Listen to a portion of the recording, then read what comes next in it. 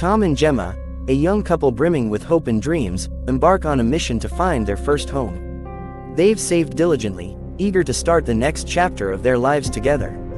Both teachers, Tom is logical and calm, while Gemma is spontaneous and intuitive. Their search begins with visits to various real estate agents and open houses, but every property falls short of their expectations. Frustration mounts as their initial excitement gives way to disappointment. Their luck seems to change when they stumble upon a small, unremarkable real estate office tucked away on a quiet street. The sign reads, "Prospective Homes," and despite the office's run-down appearance, they decide to give it a chance.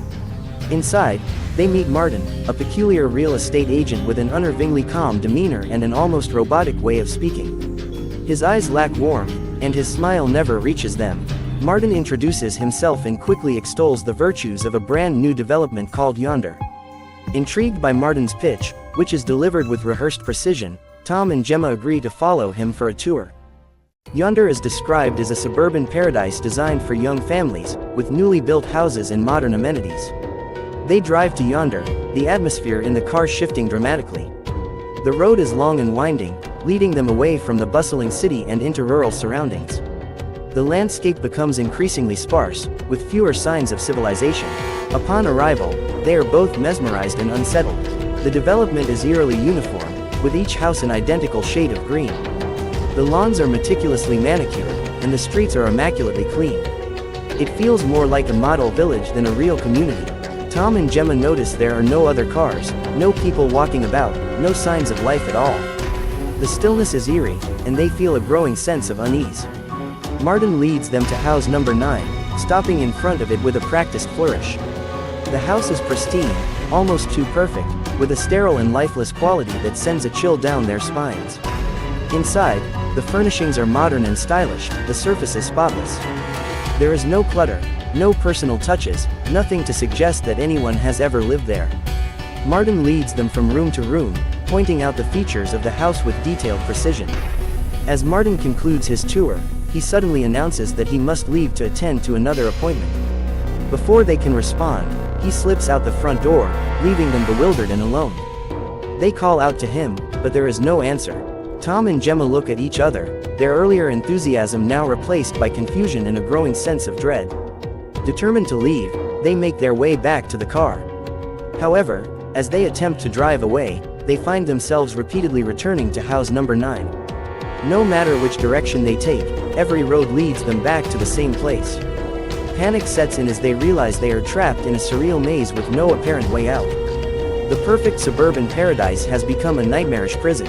Days blur into nights as their futile attempts to escape continue. Their supplies start to dwindle, adding to their sense of desperation. The eerie stillness of Yonder becomes oppressive, and the once pristine house now feels like a cage. They sleep fitfully, haunted by dreams of endless green houses and empty streets. One morning, as they step outside, they find a cardboard box on their doorstep. Inside is a baby boy and a chilling note: "Raise the child and be released." The note is unsigned, and there is no indication of who left the box. Tom and Gemma stare at the baby, their minds racing. They have no idea where he came from or why he has been left in their care, but they have no choice but to take him in. Reluctantly, they accept the task, hoping that following the instructions in the note will eventually lead to their freedom. The baby grows at an alarming and unnatural pace, reaching the size of a toddler within a matter of weeks. His behavior is increasingly disturbing. He mimics their actions in an unsettling manner and screams incessantly, his cries echoing through the empty streets of Yonder. Tom and Gemma's nerves are frayed, and their once strong bond begins to deteriorate under the strain. Their days are consumed by the demands of caring for the child, who requires constant attention. The strain of their situation begins to take a toll on Tom and Gemma's relationship.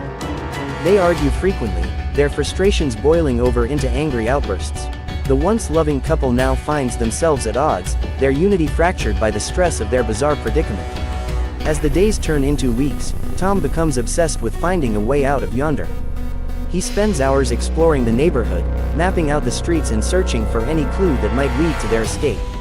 One evening, while Gemma is putting the child to bed, Tom makes a startling discovery in the attic. He finds a loose floorboard beneath which lies a hidden hatch leading to a dark underground tunnel. Tom's heart races as he realizes that this could be their way out.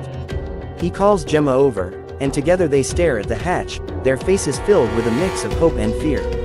Desperation and curiosity collide as they prepare to uncover what lies beneath, unaware that the true horror of yonder is only just beginning.